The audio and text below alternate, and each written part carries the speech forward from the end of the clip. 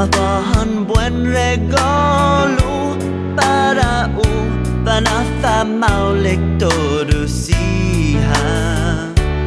estamos tu tiempo para ofendarnya todos ola monuni nasinya kire galu zanguina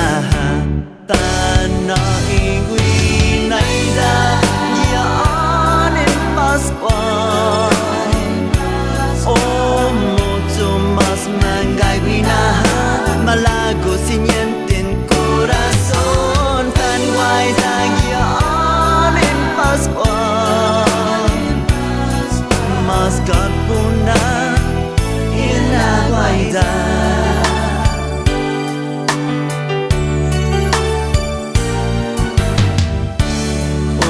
extranjero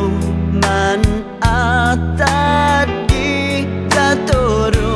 isinyenti man sen mago biai kada onyo anai man sen seru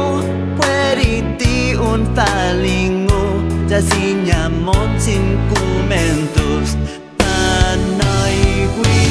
naida